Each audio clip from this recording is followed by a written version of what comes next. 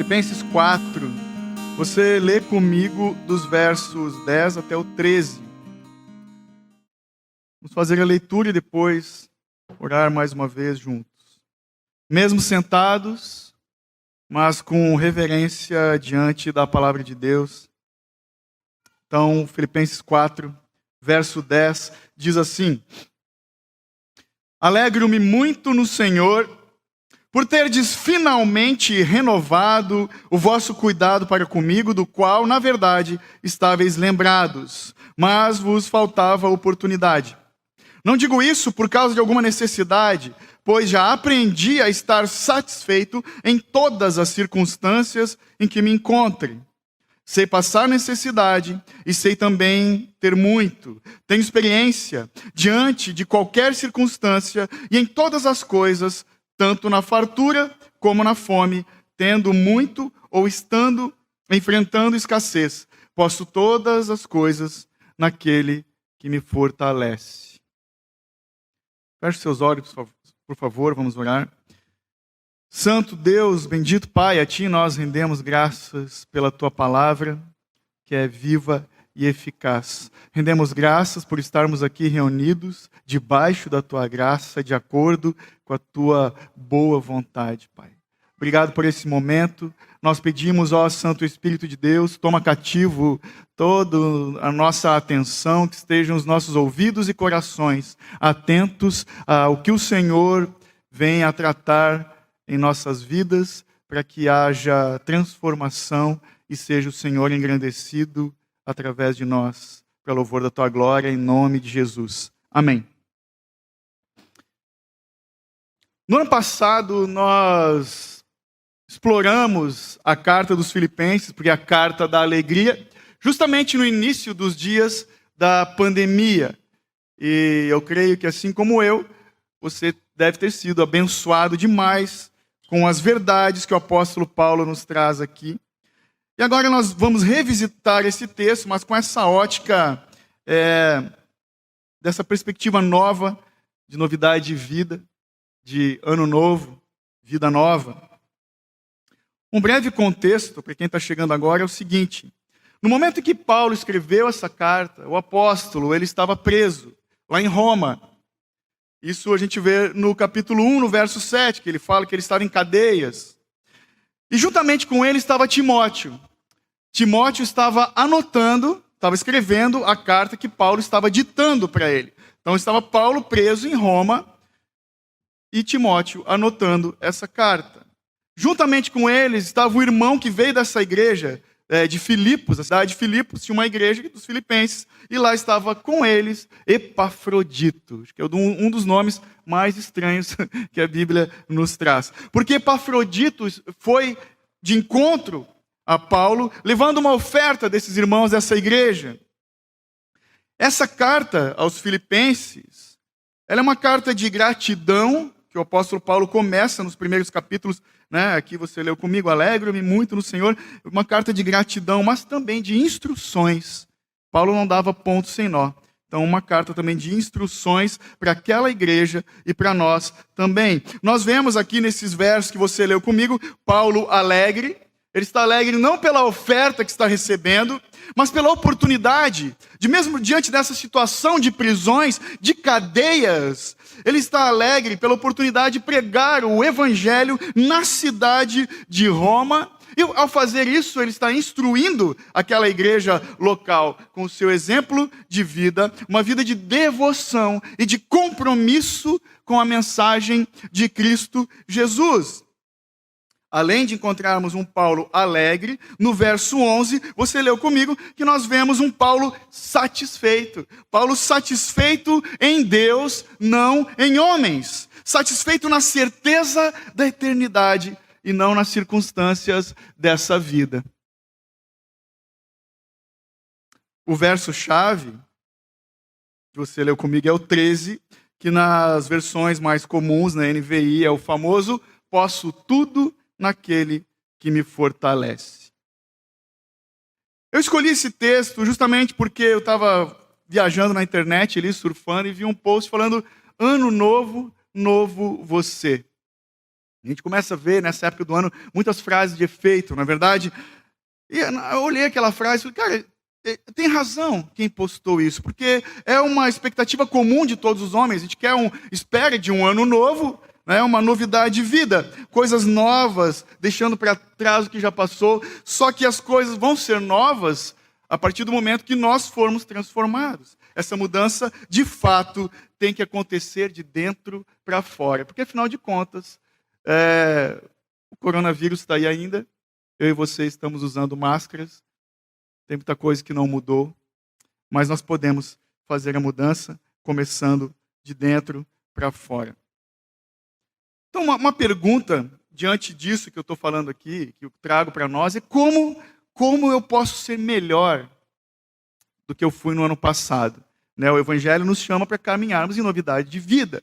Então, eu creio que uma expectativa é da gente dar um upgrade, né, do ano passado para esse ano novo. Como que eu posso ser melhor, então? É uma pergunta que nós temos que nos fazer.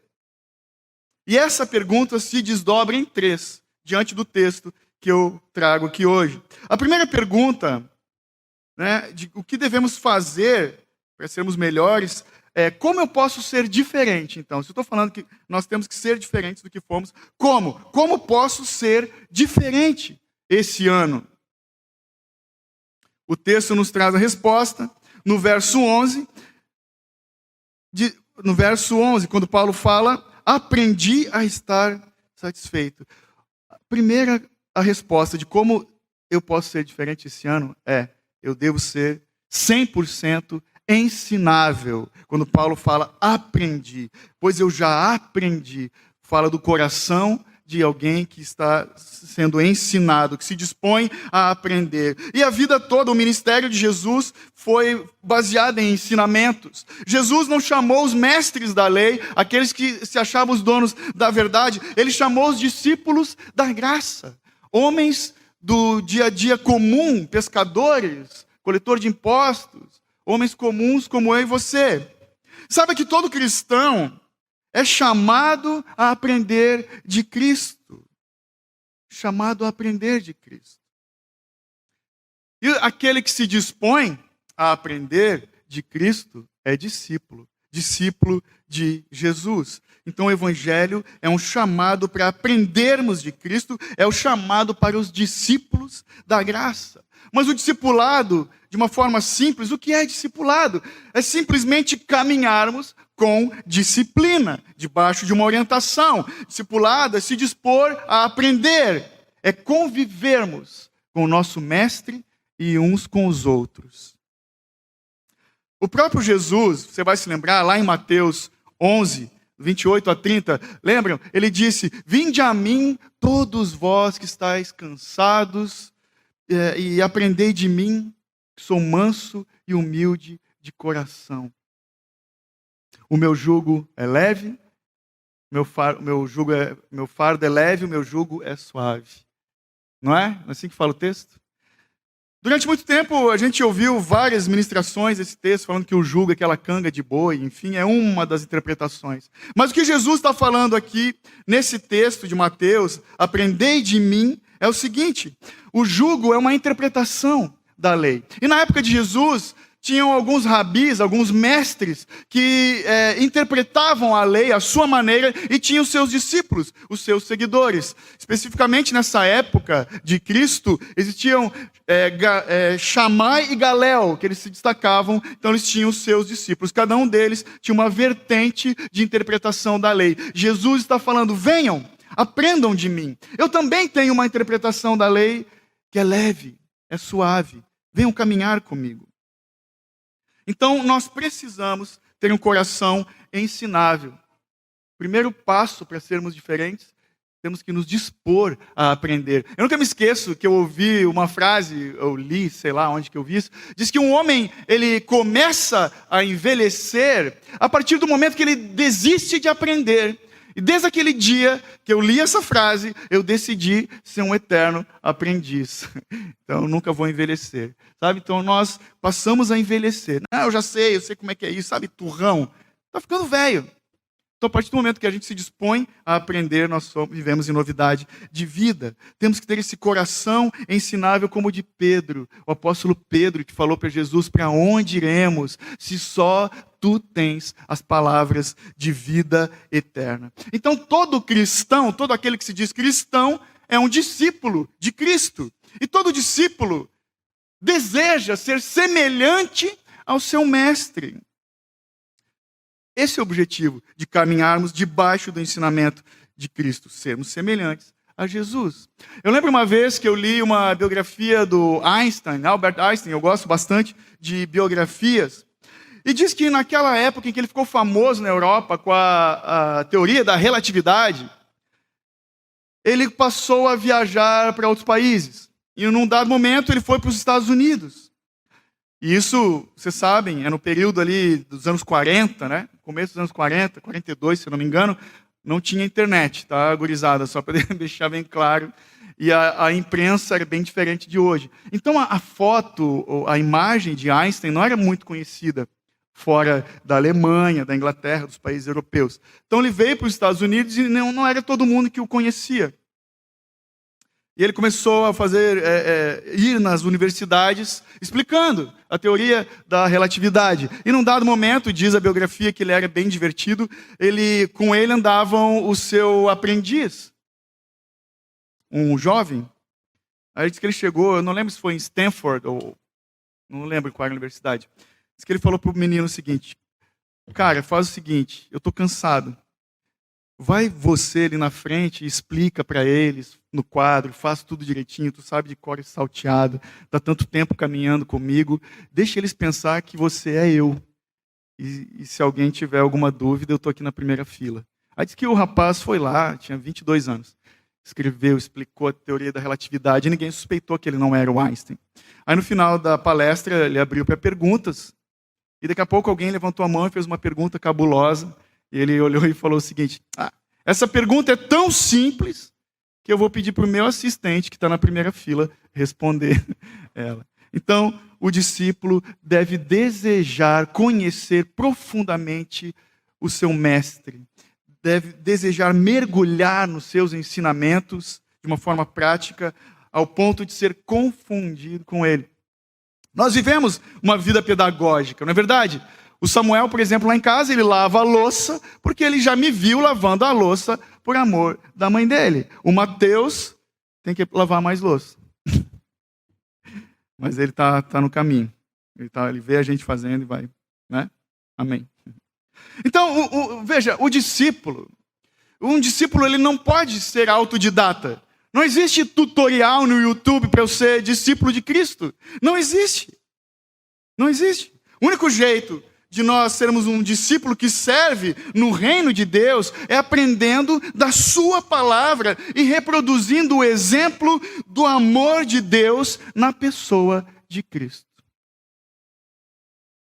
Pois o próprio Jesus falou também, lá em Mateus 20, 26 a 28, que ele não veio para ser servido, ele veio para servir. Então o discípulo, o exemplo de Cristo, é um servo de Deus. O discipulado, o ensinamento de Jesus se resume em nos ensinar a sermos servos de Deus. A segunda pergunta que o texto nos traz, que eu posso extrair desse texto, então, o que eu devo fazer para ser diferente? Já que eu quero ser diferente, o que eu devo fazer? Eu devo ser 100% confiante.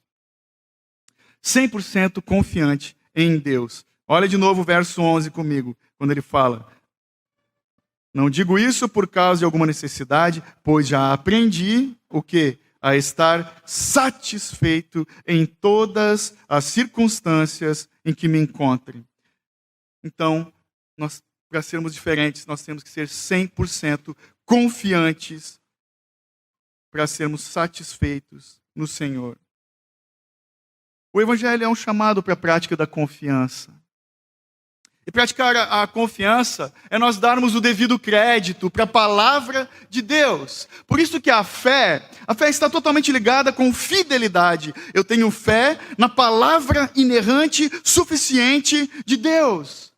Então eu tenho a fé está ligada com fidelidade, a fidelidade de descansarmos, nos apoiarmos na palavra de Deus. Por quê? Porque a Bíblia, sim, ela é um chamado, ela nos chama para nós caminharmos, para a gente avançar, para transpormos obstáculos, tudo isso é verdade, mas ela nos chama para irmos além dos nossos medos e limitações também, em Cristo, para a glória de Deus. Mas a Bíblia também e principalmente é um chamado à plena satisfação e alegria e contentamento em Deus somente.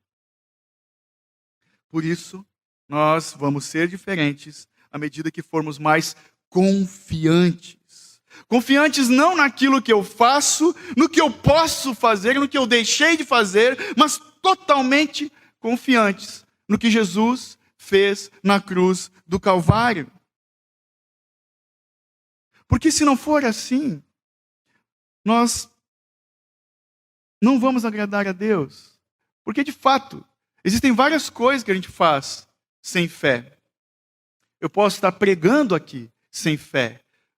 Nós podemos cantar no louvor sem fé. Eu posso ter um casamento sem fé. Eu posso completar uma faculdade sem fé. Eu posso trabalhar sem fé. Eu posso evangelizar sem fé. Eu posso construir uma igreja sem fé.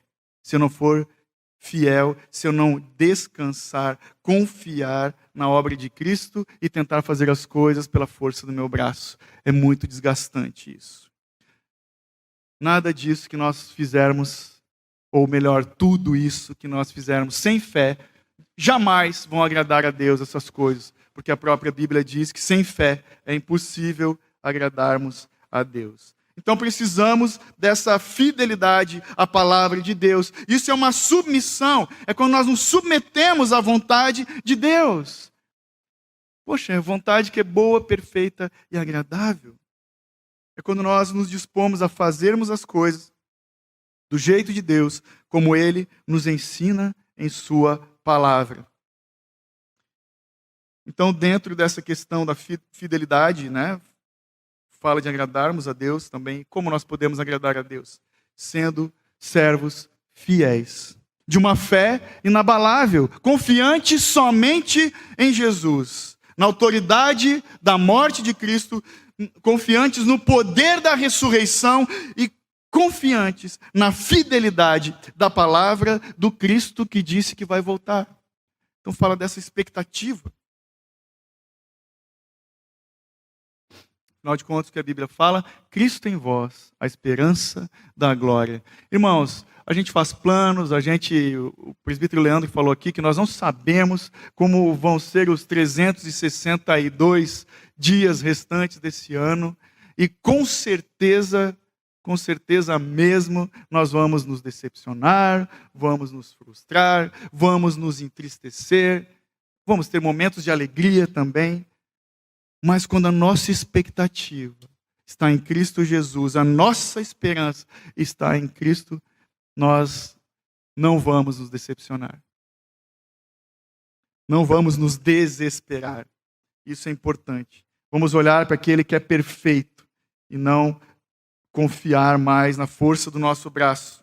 Sabe, quando a gente andava sem Jesus, sem se sujeitar a Deus, sem confiar em Jesus, é como alguns aqui vão lembrar, quando não existia o Waze ou o Google Maps, a gente saía dirigindo, né? O homem tem dificuldade de pedir informação, não é verdade, irmãos? Confessa o pecado, admite. Para no posto, dizia a mulher, para no posto, pergunta, não precisa, eu sei chegar lá. Né? Mapa mesmo é complicado de usar aquilo, principalmente para quem está dirigindo, abrir um mapa, confuso. Então a gente meio que se perdia antes. E agora com Jesus a vida é diferente. Porque só o Filho pode nos conduzir ao Pai.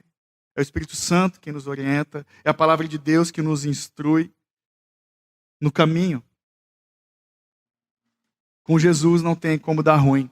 Eu lembro uma vez, nessa época que não existia o Waze, nem o Google Maps, acho que foi a primeira vez que eu fui de carro para Florianópolis, eu e um amigo, e eu sou meio distraído, Deus tenha misericórdia de mim. Peguei uma contramão, irmão, lá no centro de Floripa, descendo um morro, foi bem legal, parecia filme. 6 da tarde, abriu o sinal, os carros subindo e eu descendo.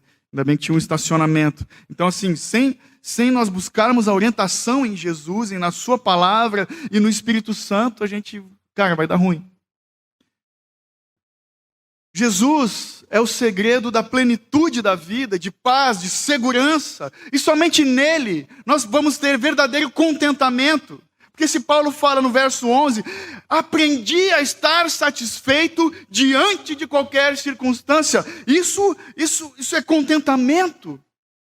Isso é a atitude de quem está firme na fé, de uma fé inabalável.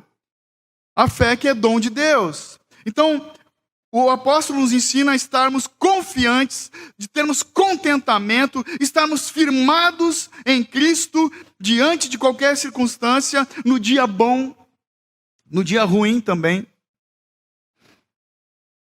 Como diz lá no Salmo de número 90, o Salmo 90, 12, ensina-nos, Senhor, a contar os nossos dias, para que alcancemos um coração sábio.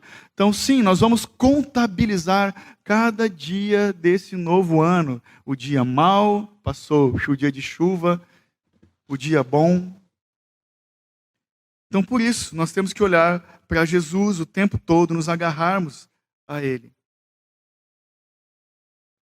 Porque a Bíblia também fala que os dias são maus e que esse mundo jaz no maligno. Se a nossa expectativa, gente, tiver só nessa vida, que é um sopro, que é como uma neblina, que vida triste, que cristianismo capenga é esse, de alguém que não tem expectativa na eternidade, de alguém que não busca pensar, meditar, encharcar o seu coração com as verdades eternas.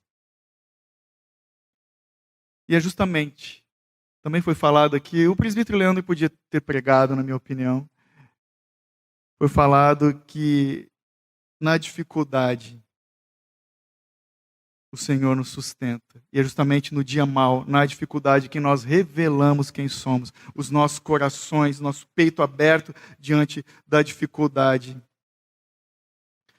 Porque na dificuldade que nós somos forjados, foi isso que o presbítero falou. Sim, o Senhor permite os dias maus para nós sermos lapidados na nossa fé. Cristo foi o homem de dores, o servo sofredor, porque, Jó fala, porque eu quero o dia bom que o Senhor me dá e o dia mau eu não quero? Vamos aprender a contar os dias.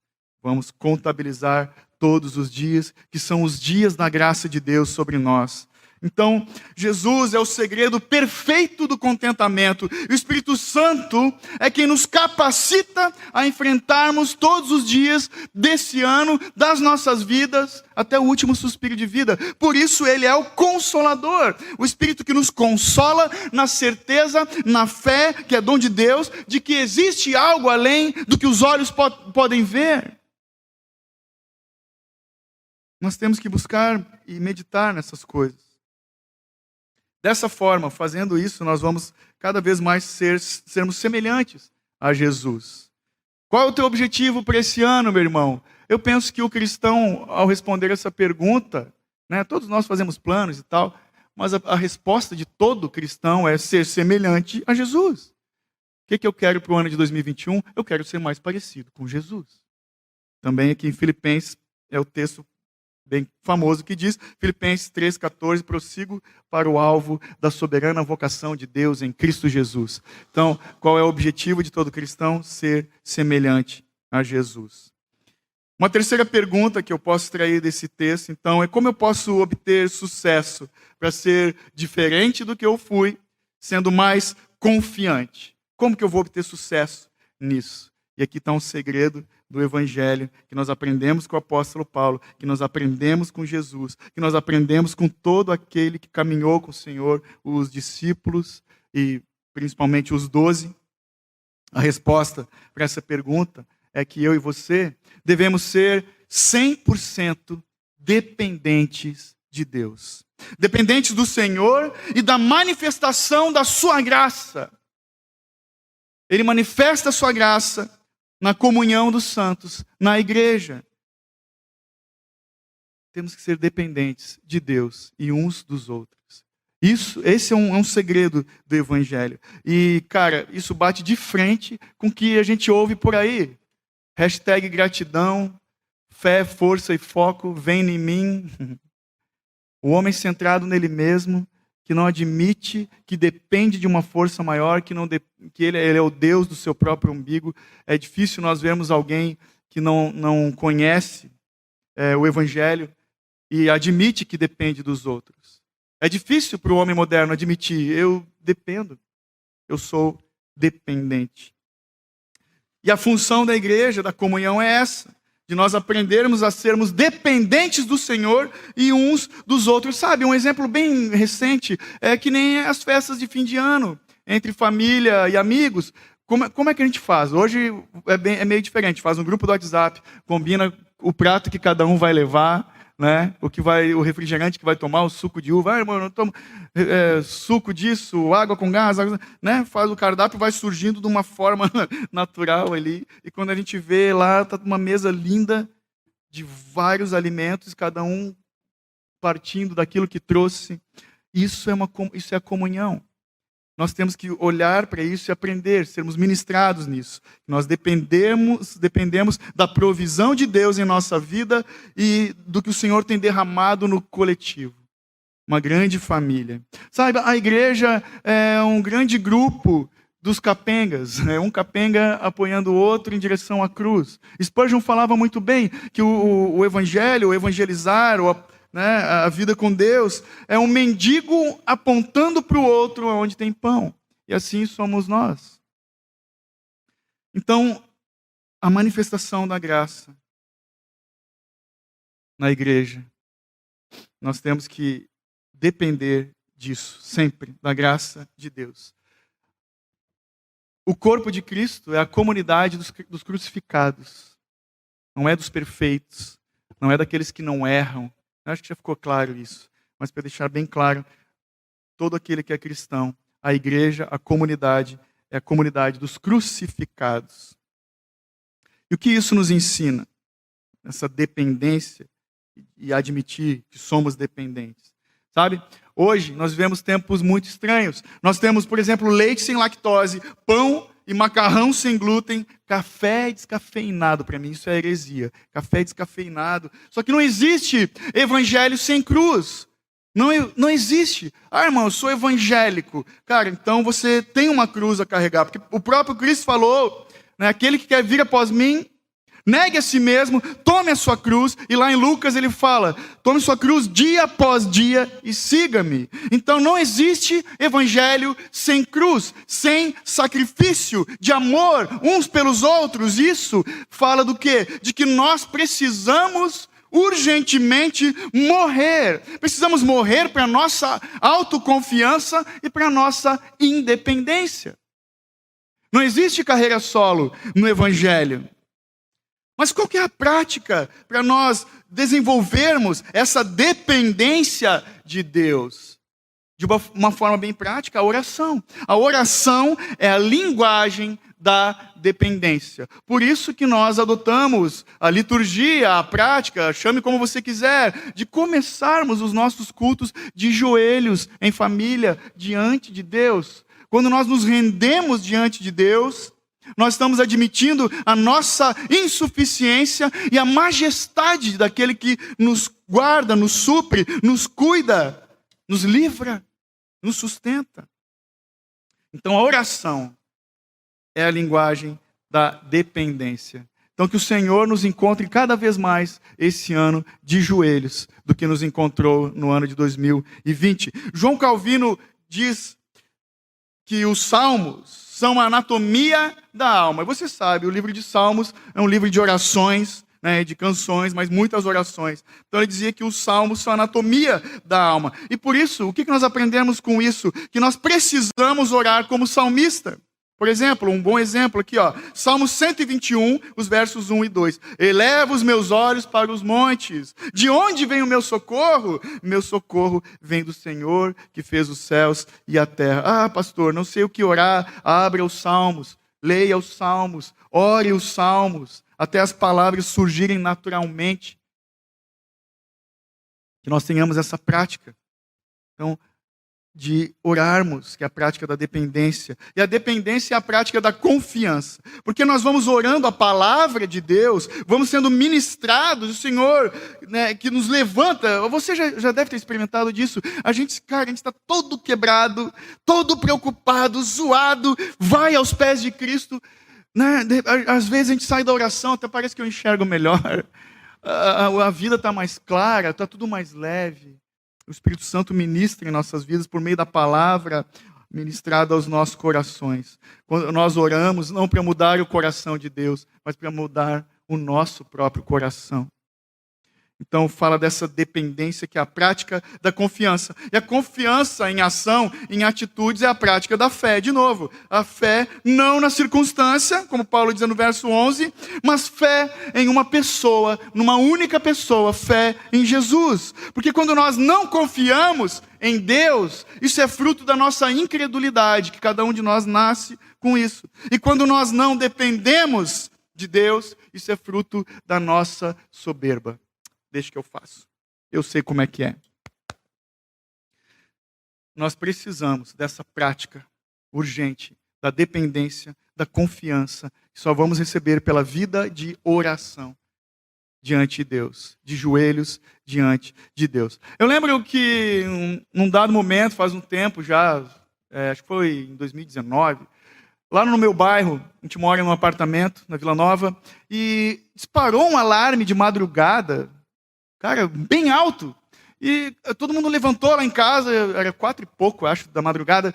Eu não sabia se tinha explodido uma bomba, eu não sabia se era um carro não, porque era muito alto. Uma empresa estava sendo assaltada, o que aconteceu, ninguém sabe. Mas, sabe, acordar assim apavorado, naquele alarde, com ansiedade, preocupação, angústia, talvez medo de algum perigo, talvez até perigo de morte. Assim caminham aqueles que dão ouvidos para as vozes desse mundo de insegurança, de medo, de falta de paz.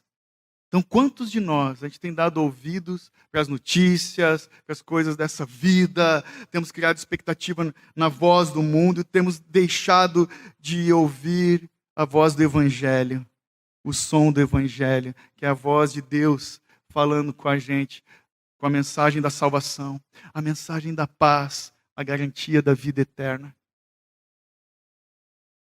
Nós temos que viver os nossos dias nessa confiança, nessa dependência, nessa expectativa de dias, entre aspas, eternos, melhores.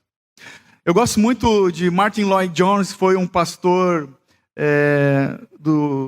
da Inglaterra. Diz a biografia dele que durante a Segunda Guerra ele era o pastor da igreja de Westminster, lá em Londres. E ele estava pregando no culto dominical e naquele domingo os aviões alemães estavam sobrevoando Londres e começaram a soltar bombas no centro de Londres. Diz a história que ele olhou para o povo, igreja cheia, tinha um mezanino assim, a igreja, né, mezanino, falou, olha, vocês podem ir para baixo do mezanino, até dos bancos, se quiserem. Mas eu vou ficar aqui e vou continuar pregando o Evangelho.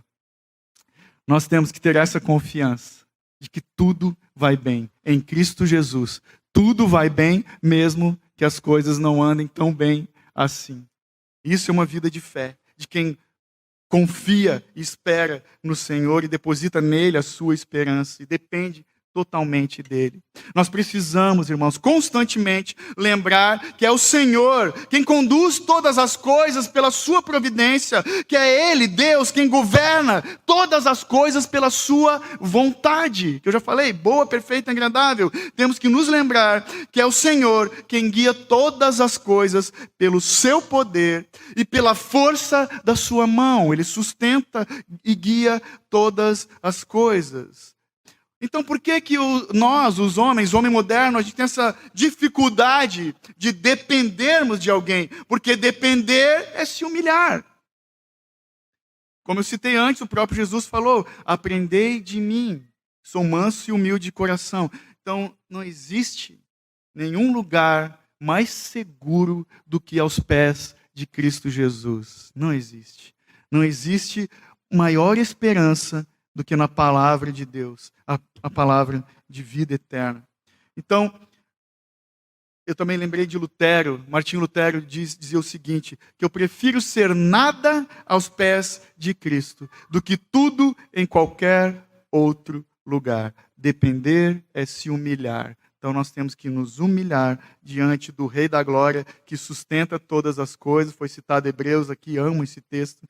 Em Hebreus 1 ele fala que Deus é aquele que sustenta todas as coisas pela palavra do seu poder. Então a confiança mais a dependência vai nos trazer contentamento, no infalível contentamento. E é por isso que o apóstolo Paulo escreveu, veja comigo o verso 13.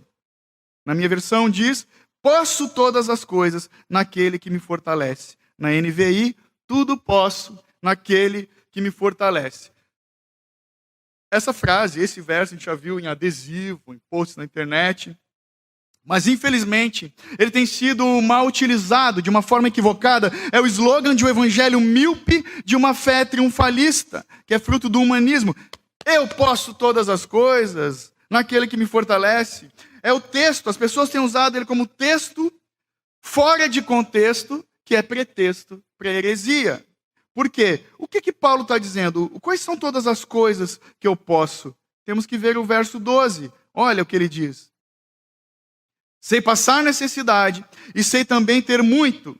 Tenho experiência diante de qualquer circunstância, em todas as coisas, tanto na fartura como na escassez.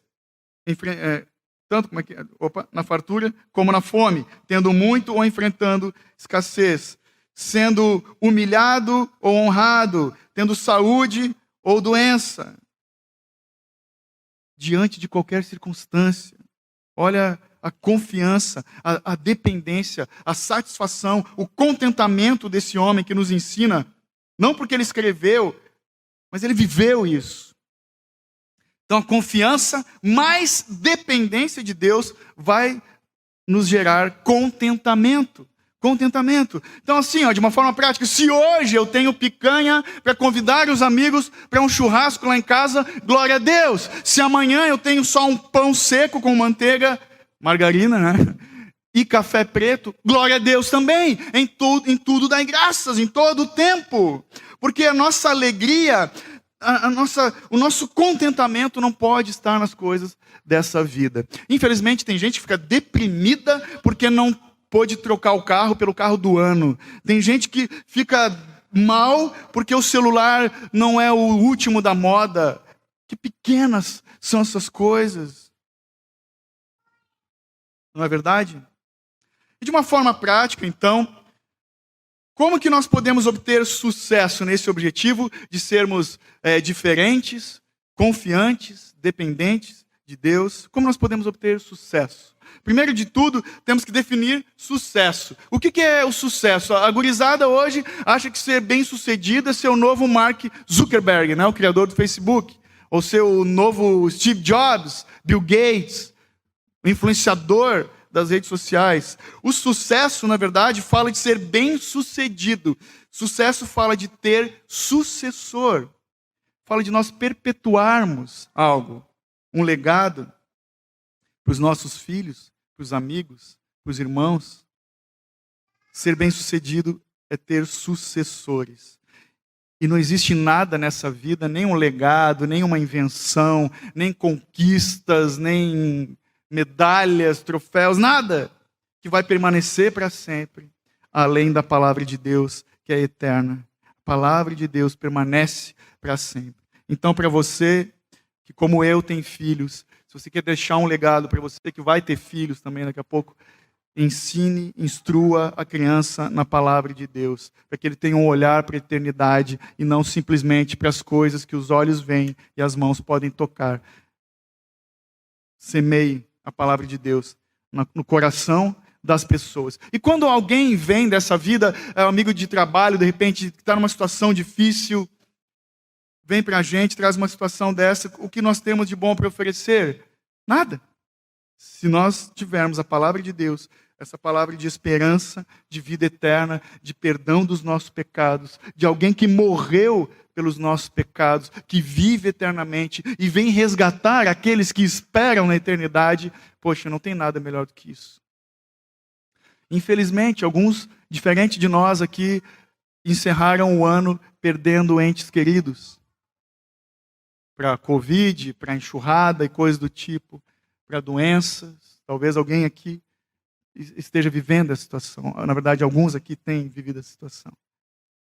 Onde estaria a nossa esperança, ou dessas pessoas que partiram com o Senhor, se não é na eternidade? Nós temos que esperar em Cristo. E o próprio apóstolo Paulo, ele está praticando isso que eu estou falando, porque aqui ele está falando do Evangelho, ele está instruindo na palavra o Timóteo que está ali, o próprio Epafrodito. Paulo teve por discípulo Tito, Filemão, Silas, Barnabé, o próprio Lucas. Então que eu e você, nós sejamos semeadores dessa palavra de esperança. Isso é sucesso para a glória de Deus. Para o cristão, o sucesso é andar com o objetivo de glorificar a Deus em todas as coisas. E a maneira de agradar a Deus com fé é perpetuar o caráter de Cristo em nós e nos outros. Ou seja, foi o que Jesus pediu. Ele pediu que nós fizéssemos discípulos de Cristo Jesus. Então temos que fazer discípulos. Sabe, esse tem que ser o ano de nós perpetuarmos isso. Enquanto igreja, temos que ser fortalecidos nessa verdade. Então eu lanço o desafio aqui. Fale mais do Evangelho para o maior número possível de pessoas que você puder nesse ano. Amém? Então, dessa forma, nós vamos fazer discípulos semelhantes ao Senhor. O sucesso para o cristão é buscar também ser como Cristo, aquele que vive eternamente. Amém? E como nós vamos fazer isso? Deixa esse texto fechado e abre comigo, ali em Filipenses mesmo, Filipenses 2, de uma forma bem prática. O apóstolo Paulo nos instrui para nós caminharmos para o final. Filipenses 2, do 5 ao 16. Sucesso é buscar sermos como Cristo. E olha só, uma instrução para a igreja e para nós aqui. Verso 5 do capítulo 2.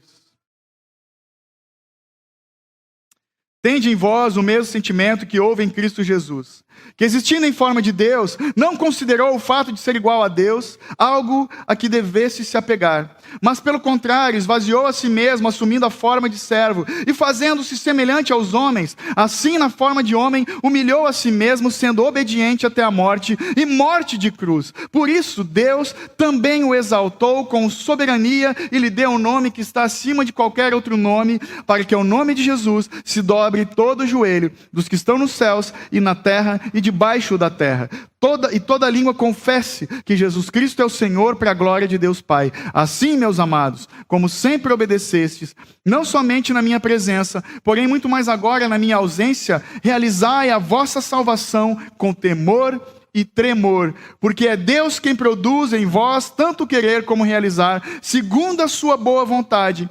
Fazei todas as coisas sem queixas nem discórdias, para que vos torneis filhos de Deus, irrepreensíveis, sinceros e íntegros, no meio de uma geração corrupta e perversa, na qual resplandeceis como luminares do mundo. 16. Retendo a palavra da vida, para que no dia de Cristo eu tenha motivo de me orgulhar do fato de que não foi em vão que corri e trabalhei. Então o segredo do sucesso é uma vida sem murmuração e sem confusão, sem contendas. Somos chamados para sermos pacificadores. Então, uma vida sem murmuração e contenda, para sermos, segundo o texto que você leu comigo, irrepreensíveis, sinceros e inculpáveis diante de Deus. Amém?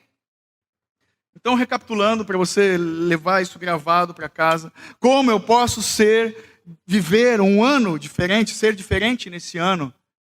Como eu posso viver um ano diferente de 2021? Sendo 100% ensinável à medida que aprendo de Jesus, sendo 100% confiante à medida que confio e espero em Jesus, 100% dependente à medida que dependo, me contento e me completo em Jesus.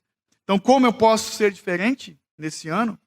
Aprendendo mais do Pai em sua palavra, dependendo mais do Espírito Santo, sendo confrontado e consolado pelo Espírito Santo, confiando mais no Filho, confiando totalmente no que Jesus fez, não no que eu faço ou no que eu posso fazer. E assim nós vamos alcançar o objetivo de sermos transformados e mais semelhantes a Jesus. Amém? Meu desejo é que em 2021, então, nós sejamos discípulos e discípulas mais confiantes, mais dependentes e mais alegres no Senhor Jesus. Eu concluo com uma frase de Spurgeon. Depois eu jogo no grupo e você pode reproduzir, eu acho importante a gente fazer isso. Spurgeon disse o seguinte: que o mês de janeiro se inicie com alegria no Senhor e dezembro termine com regozijo em Cristo Jesus. Amém. Amém. Deus seja louvado. Você pode se colocar de pé no seu lugar, por favor.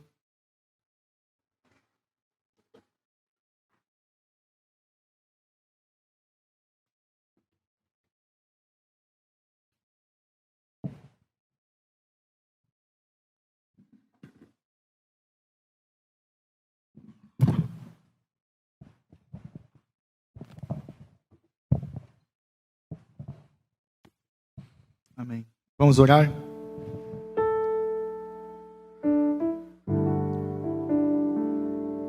Bendito Deus e Pai, nós rendemos graças a Ti, Senhor Jesus. Por estarmos aqui, por termos a liberdade de ouvirmos a Tua palavra, por termos saúde.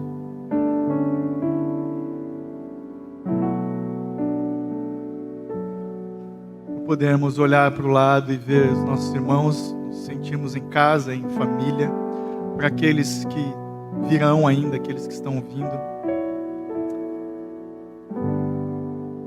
Obrigado por aqueles que estão em casa, na segurança do seu lar, mesmo num momento ainda de um pouco de aflição, de incerteza. Mas é tão bom quando nós ouvimos essa palavra, Pai, a Tua verdade que é viva e eficaz, ela penetra os nossos corações e gera em nós fé, uma fé inabalável de quem aprende do Senhor, se dispõe a aprender. Quebranta-nos para isso, Pai. De alguém que não olha mais para trás e segue adiante, Pai, não mais correndo em desespero e fugindo de um ano ruim que passou, mas de passos tranquilos, em passos verdejantes, na certeza de que mesmo que as bombas desse mundo caiam ao nosso redor, o Senhor nos aguarda de braços abertos e mais, tem nos guiado pelas mãos, cuidando dos nossos passos, nos livrando de todo mal, não porque merecemos algo, mas porque o Senhor é bom em todo tempo. E a Tua graça é superabundante. Paizinho, que nesse ano de 2021, essa mensagem venha ecoar em nossos corações, nas nossas mentes, para que ela se torne prática em nossas vidas. De uma vida de quem vive de joelhos, confiando, esperando e se alegrando no Senhor. Dependendo do Senhor para todas as coisas, Pai. Obrigado, Deus, pela Tua palavra que diz: não se turbe o vosso coração. Ensina-nos, Pai, a esperar no Senhor em todo tempo, não nas circunstâncias dessa vida, nem do trabalho, ou na falta de trabalho, nem na saúde que temos, ou na falta de saúde. Senhor Deus, não nas coisas que o dinheiro pode comprar, ou que gostaríamos de comprar, mas que a nossa alegria esteja na eternidade. Amém. O Deus que abriu mão da sua glória, abriu mão de tudo, se humilhou, Pai, pagou o preço impagável pelo perdão dos nossos pecados, para nos conceder a vida eterna, a eternidade nos Teus braços de amor, em nome de Jesus. Amém.